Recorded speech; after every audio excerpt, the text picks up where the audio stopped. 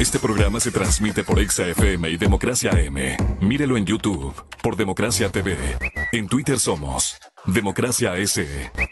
8:11.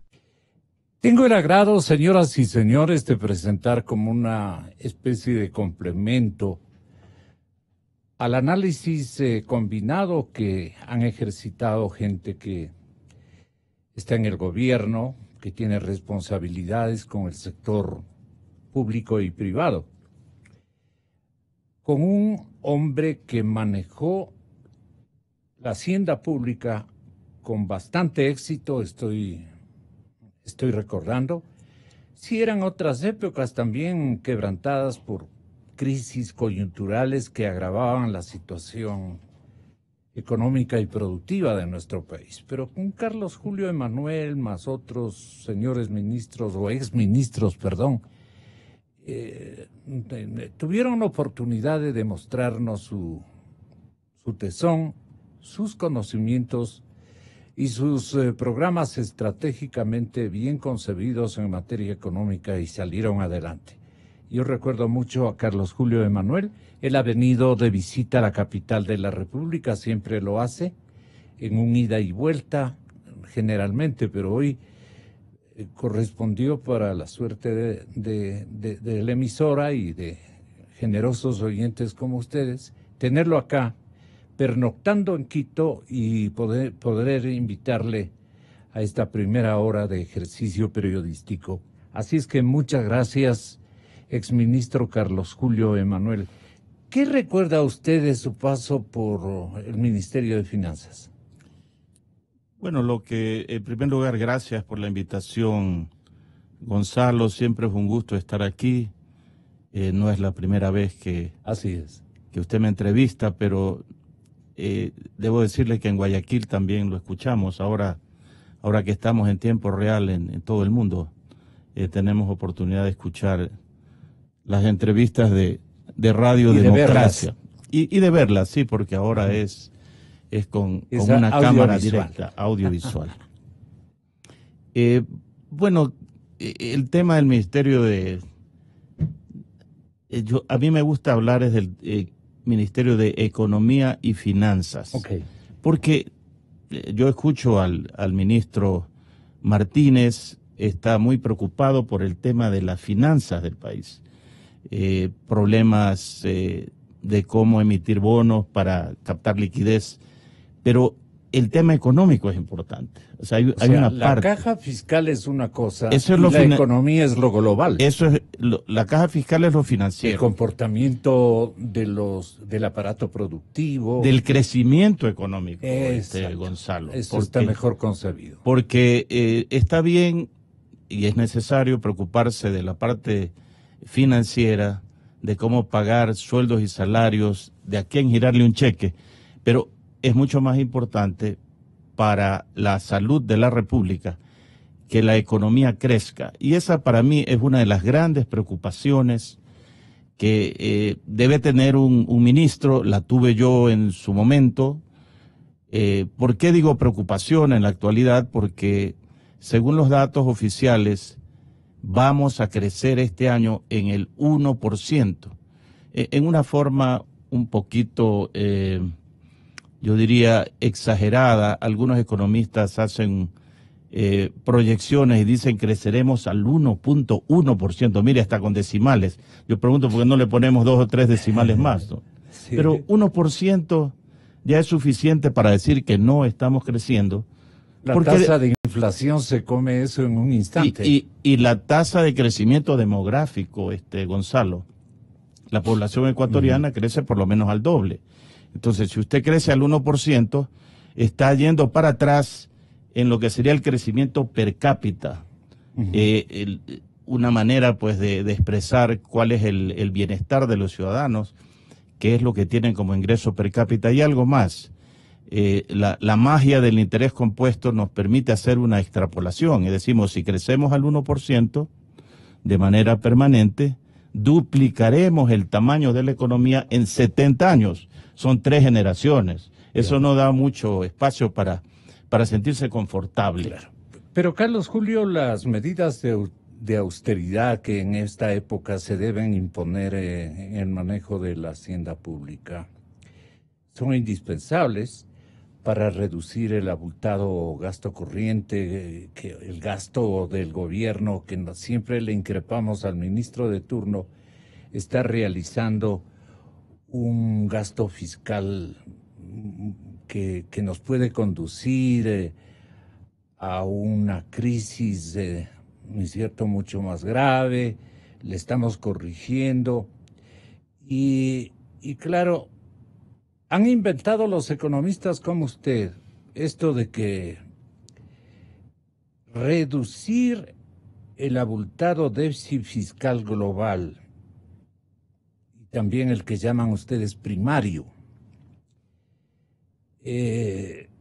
siempre le puede ubicar activa a la economía o activada a la economía hasta un punto de 4.1. Si bien anuncian 1.1, 1.2 de crecimiento, esto en el cierre de la medición con el Producto Interno y todo lo demás, le estarían llevando a finales de año a 4.1. Estas ilusiones a veces encienden los analistas o los ministros y luego ocurre que más bien sale menos 1%, no más 1%. Entonces, la situación me parece que es dramática y yo decía, necesitan ustedes una tregua con las obligaciones, por ejemplo, con los financistas de un parque de obras que contrató Correa y que le va a tocar pagar al presidente Moreno. ¿Cómo ve usted esta situación? ¿Qué crisis puede forjarse en el país, en el orden público y obviamente en el orden privado? Mire, en el orden público o de manera global, felizmente no se puede dar una crisis como la que hay en Argentina o como la que hay en Venezuela, porque estamos dolarizados. Ese es un blindaje que gracias a Dios lo tiene Ecuador desde el año 2000. Y sobre eso pudiéramos hablar, pero permítame hacer una reflexión sobre lo que usted decía. El gran problema de la economía ecuatoriana, aparte de que no crece, es que el presupuesto general del Estado, el gasto programado, está por el orden de los 35.000 millones de dólares, poco más, un poco menos, y el ingreso que tiene el Estado está por el orden de 25.000 millones. Entonces usted tiene un desfase de 8, 9 o 10.000 millones todos los años. Mensualmente, ¿qué significa? Que el ministro Martínez tiene que buscar 700, 800 o 900 millones de dólares todos los meses que no los tiene para poder cumplir con esas obligaciones que devienen de ese enorme gasto que lo creó Rafael Correa equivocadamente. Realmente él creó una situación económica monstruosa porque pasó... ¿Por qué no entiende así la gente? ¿Por ignorancia? Bueno, la gente necesita que se le explique de manera precisa cómo es que él manejó los temas. Mire, no hay ningún país en el mundo donde al comienzo de un periodo el gasto público con relación al Producto Interno Bruto haya sido del 20% y al final de eso sea del 40 o 44, como lo llevó Correa. O sea, Correa tuvo una hemorragia de gasto. Una persona que desde que fue ministro de Finanzas del presidente Palacio ya demostró su afán de gastar la plata que tenía y la que no tenía. Recordemos que él propuso por allá por el año 2005, siendo ministro de Economía, la eliminación de los fonditos, él decía. Así es. Fonditos que los había creado, quiero hablar en términos personales, me tocó hacerlo a mí. Así. En el año 2002, con la ley de transparencia fiscal que pusimos en vigencia. Entonces, el apetito de gasto de Correa ha sido enorme y dejó al país en soletas. Cuando ya no tuvo ingresos normales, comenzó a buscar plata de otros lados. Recordemos, se tomó el fondo de los profesores, se tomó plata del Banco Central, que realmente no es del Banco Central. El Banco Central es custodio de un dinero que Correa simplemente dispuso que debía pasar al Ministerio de Finanzas. Y mire, Gonzalo, Correa en algún momento, en ese estado de propaganda que se vivió en esos 10 años, hablaba de que su modelo era tan exitoso que otros países ya querían emularlo, que decía que Ecuador se había convertido en un nuevo tigre, león, Asiático. jaguar latinoamericano. Jaguar, sí. ¿Y qué fue lo que realmente pasó? Mire, solamente le voy a dar 2 o 3 cifras. Del total de los ingresos en el periodo de Correa, 350.000 millones de dólares aproximadamente, ¿cuánto fue producto del ingreso petrolero? La gente se equivoca y piensa que ese crecimiento se debió exclusivamente a la lotería del petróleo, pero no fue así. Al buen manejo de... El petróleo solo contribuyó con el 30% de ese ingreso. El 70% fueron contribuciones de los ecuatorianos a través de las 22 reformas tributarias que malhadadamente Correa puso en vigencia y que en números redondos significa que los ecuatorianos, de esos 350.000 millones de dólares que se gastó Correa, pusieron 250.000 millones y solamente 100.000 millones fue el petróleo. Entonces no hubo milagro económico, no hubo buen manejo. Pero él en cambio amplificó una red de puestos de trabajos burocráticos, creando una cantidad de instituciones y organismos que le dejaron en soletas al presupuesto general del Estado. No había para emprendimientos productivos o apoyo, como por ejemplo ahora hay una obsesión por el emprendimiento y está canalizando Moreno una serie de recursos que también me gustaría les pase revista a usted, Carlos Julio. Mire, el problema de Correa, y lo digo yo después de haber estudiado a fondo lo que pasó en esa década perdida, que hay que decir que fue una década perdida. Él dice que ganada. Bueno, ese es el estado de propaganda. Yo diría que el problema es que Correa pasó por la universidad, pero la universidad no pasó por él. Hay una frase bíblica que dice, por sus obras os conoceréis. El hecho cierto es que Correa dejó a la economía en una situación calamitosa que llevó al presidente Moreno a decir que la mesa no estaba servida, y es lo que le toca ahora ir reparando poco a poco pues al ministro Martínez. Pero yo lo que creo es que frente a esta situación, este desfase que hay de unos 10.000 millones de dólares por año, 8.000 o 9.000, usted sabe que esto es variable. Cuando se habla de presupuesto, Gonzalo, la propia palabra significa que ni siquiera es un supuesto, es un presupuesto. O sea, no podemos esperar que los presupuestos se cumplan a rajatabla. Entonces, si tiene un déficit, un desfase de alrededor de 8, 9, 10.000 millones de dólares, hay que entrar a resolver ese problema de manera un poco más drástica. ¿A qué me refiero? Si tenemos, por ejemplo, como parte de ese gasto, el servicio de la deuda que se lleva 10.000 millones de dólares, entonces ataque el servicio de la deuda. ¿Cómo? He visto en los diarios, vi ayer en El Comercio, antes de ayer en El Comercio, que el ministro Martínez está proponiendo un bono de 20 años plazo para captar liquidez interna.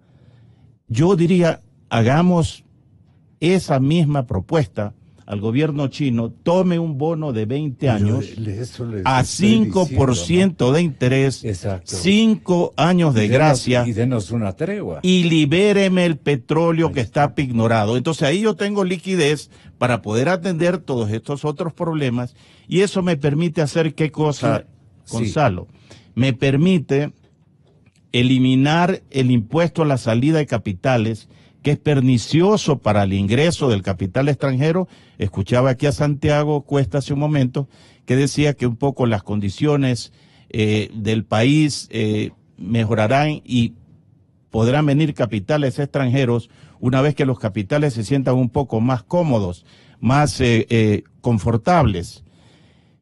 Pero es importantísimo. Escuchemos al ministro lo que manifestó. Un tema muy importante es que lleguen dólares frescos a la economía, por la vía de las exportaciones que han perdido competitividad, que hay que encontrar estímulos para que puedan recuperar la competitividad. por la vía de la inversión externa, por la vía de la delegación al sector privado de varias actividades y empresas que hoy tiene el Estado. Es decir, la forma que tiene en este momento el Ecuador de sobreponerse ante este escenario, o una de las formas, es trayendo capital fresco. Ahí usted tiene también el sector petrolero, donde hay grandes oportunidades, en el sector minero, ambientalmente responsable, también hay grandes oportunidades. Allí están las grandes cantidades de flujo de dinero que pueden ingresar al Ecuador y que deben ingresar al Ecuador. ¿Usted es escéptico, Carlos Julio, de esto que dice el ministro? Yo pienso que la intencionalidad es la correcta. Debemos traer capitales. Una tregua que había que solicitar a los chinos de un par de años. No le escuché, pero yo iría más allá. Yo le dije, que bien. Se necesita una tregua de por lo menos 2 años. Y hasta le dije, el ministro Carlos Pérez, como que así con los chinos medio complicado. Más bien mándele a Cuesta para que él hable con los chinos, ¿no? Porque se necesita ahí decirles, o no me dan la tregua y yo les incumplo, o mejor arreglemos esta situación. ¿Cómo cree usted que se arreglaría Gonzalo, con los chinos? En primer lugar, mucho de lo que yo le estoy diciendo aquí y de lo que posiblemente tenga la oportunidad de comentarle, aquí lo han dicho personas, economistas como el economista Marco Flores, coordinador del Foro de Economía y Finanzas al que me pertenezco, o como el economista Eduardo Valencia, entre otros miembros del foro, personas muy preparadas y distinguidos economistas. Pero yo lo que le estaba mencionando es que frente a esta realidad, que tengo un desfase de 8, 9 o 10 mil millones de dólares, y parte de lo cual es el servicio de la deuda, entonces tengo que proponer una medida un poco más fuerte. Y a los chinos yo no le propondría dos años de gracia, no, 20 años plazo, 5% de interés y 5 años de gracia. Eso está mejor, pues. Así. Y al mismo tiempo, libéreme. ¿Que había un campo de aceptación? Esto es una cuestión que debería proponerlo directamente el presidente de la República al presidente chino. Yo no creo que el presidente chino, la segunda potencia mundial, pase por alto una propuesta de un país que no quiere pagar, Gonzalo, porque no se está proponiendo una moratoria, se está proponiendo una mejor manera de pagar.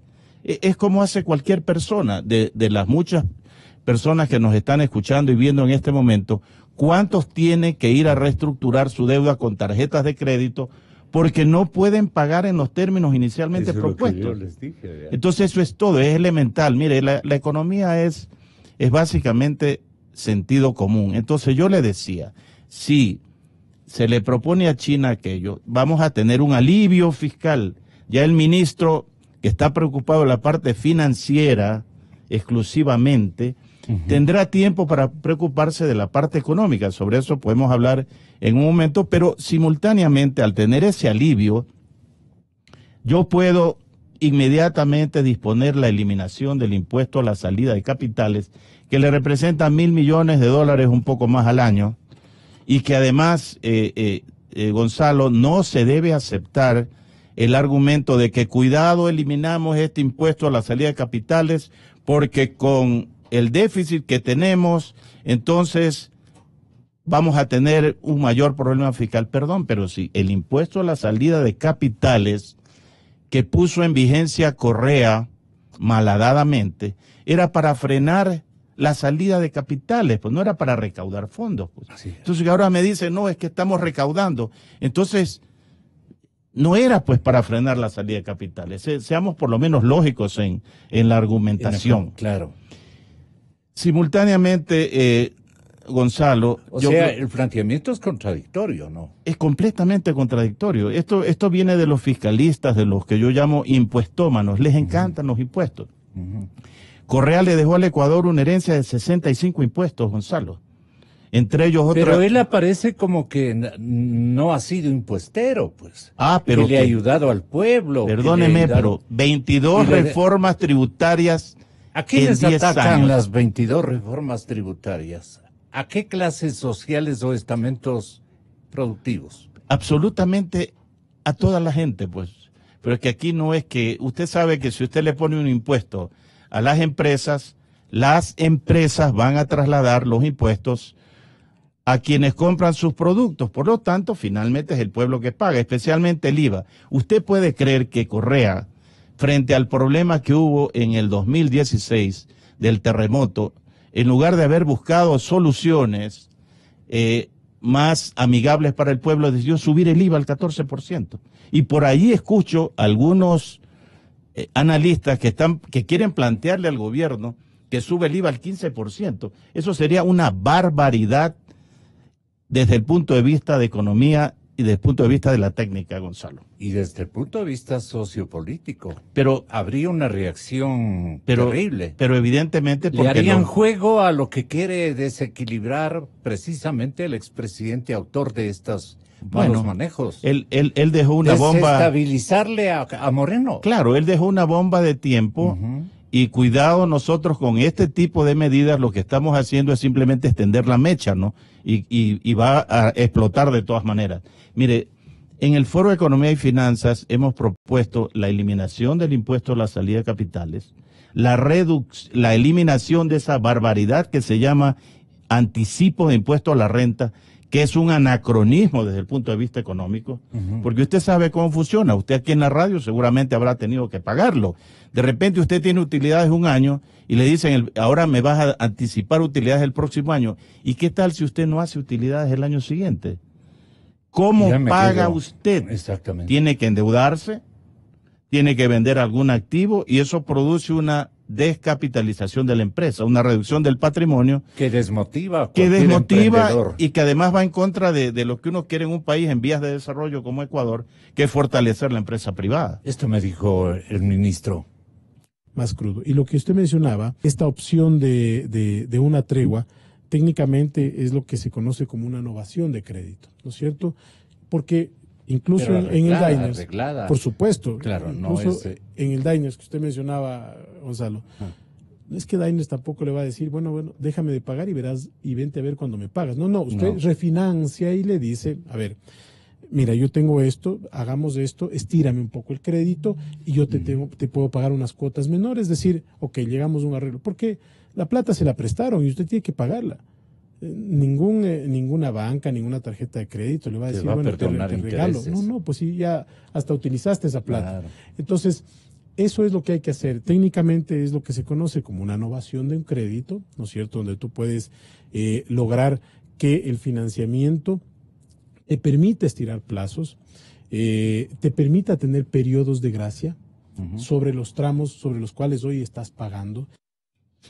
La idea es excelente, pero ¿los chinos estarán en condiciones de aceptar esto? Gonzalo, a grandes males, grandes remedios. Ecuador está enfrentando un problema muy grave. Usted preguntaba la diferencia entre calamitoso y no me acuerdo cuál era la otra frase a Santiago.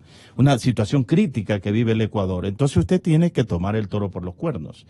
No es cuestión de que déjame ver si de repente los chinos van a aceptar. Es cuestión de que el Ecuador tiene que presentarle de presidente a presidente. Esto es lo que Ecuador puede hacer. No es una dádiva, no estamos desconociendo la deuda, no es una moratoria, no es un default. Ahora mire, Gonzalo, en este tema de la deuda es importante y ojalá en una ocasión futura usted pueda intercambiar criterios con el ministro Martínez, que tiene buenas intenciones y está enfrentando un problema grave, yo lo entiendo. Pero, por ejemplo, no es posible que se sigan manteniendo como reservados y secretos los contratos de deuda. Hay el artículo, si mal no recuerdo, 137 del Código de Planificación y Finanzas Públicas establece que toda la documentación, todos los contratos, todas las comunicaciones relativas al endeudamiento externo y al endeudamiento público son reservadas y secretos. ¿Dónde usted ha visto una cosa como esta? Eso lo hizo Correa, porque estaba ocultando las cosas. ¿Por qué ocultarle al pueblo ecuatoriano la deuda pública? Hay que transparentarla para que vean el daño que ha irrogado al país, pues. Pero Gonzalo, si se llama deuda pública, debe ser porque es pública, pues, ¿no? ¿Cómo es que usted tiene una deuda pública pero es reservada y confidencial? Entonces, derogue el artículo 137 del Código de Planificación y Finanzas Públicas, deróguelo, transparente, hágale conocer al país en qué términos Correa negoció los contratos con China, porque mire, hay la sospecha de que los términos que con los que Correa negoció la deuda con China son terribles, entre ellos, por ejemplo, que habría encaje en los contratos de deuda. ¿Qué significa encaje? Que China le presta 2.000 millones al Ecuador, ignora el petróleo, con lo cual está garantizado el repago, le cobra una alta tasa de interés, pero adicionalmente le dice, y tiene que dejarme plata en la cuenta. ¿Cómo es posible que el Ecuador, y Correa, que se jactaba de que él defendía la soberanía del Ecuador, haya hecho una cosa como esta? Pero mire, esto es reservado y secreto, que el ministro de Finanzas, que el gobierno nacional, transparente las cosas, que publiquen en la prensa, en el Diario Comercio, El Universo, todos estos contratos para saber en qué término fue que realmente Correa nos endeudó con China. Porque de esa manera entonces el presidente de la República debiera decirle, mire, esas condiciones son definitivamente onerosas. Usted le exhorta al presidente que exija, no que autorice, sino que exija que se publiquen las... ¿Cómo se llamaría? ¿El espectro de endeudamiento que generó con los chinos? Todos los contratos los celebrados tailandeses también. Pero toda la deuda. Y los intermediarios de por ahí también. Pero absolutamente. Cuando usted me preguntaba en la época que yo fui ministro de Finanzas y anteriormente fui gerente del Banco Central, me tocó reestructurar la deuda externa con el economista Francisco Suet, que usted entiendo lo entrevistó el día de ayer o antes de ayer. Reestructuramos la deuda y cada vez que se concretaba una negociación se publicaba en la prensa, como tenía que ser, para que el pueblo sepa de qué manera sus funcionarios económicos estaban manejando la cosa pública, porque esto no es de pertenencia de nadie, esto es del país. Ojalá venga con frecuencia, pero de lo contrario, la línea telefónica nos intermediará en muchísimos temas que tengo que molestarle con mucho próximas. gusto. Se me terminó el tiempo por ahora. Carlos Julio Emanuel, señoras y señores, con el sello de la calidad interpretativa y de opinión que tiene la cadena Democracia. Ahora vienen... Permítame, Gonzalo, antes de irme, entregarle un libro que publiqué hace poco, que es un análisis de la dolarización, de la cual fui uno de los promotores. Así fue. Del año 2000 al 2018, y temas relacionados con algo que mencionó el ministro que me hubiera gustado tocar, ojalá haya una oportunidad futura, sobre la competitividad y la libertad económica que le hacen falta al Ecuador. Le entrego este libro y ojalá tenga usted la oportunidad de leerlo. Lo mencioné en términos de competitividad. Sí, escuché. Pero no le hicimos desarrollar al anterior panel. ¿Cómo no? Sin embargo, muchísimas gracias, Carlos Julio, y estaré a molestarle muy próximamente sobre este tópico. Con mucho gusto. De la dolarización. Ok. Fernando Callejas y Clever Jiménez, en instantes, para analizar o para responder esta pregunta. Es obvio que debe haber más cómplices. Es obvio que deben haber más encubridores en caso de la fuga de Fernando Alvarado. Esto dijo el presidente. Sí, han habido, dice, más cómplices y más encubridores. Yo le escuché la noche de esta víspera mencionar esto al señor presidente de la República. Ojalá pueda tener el audio. En contados instantes entramos al tema de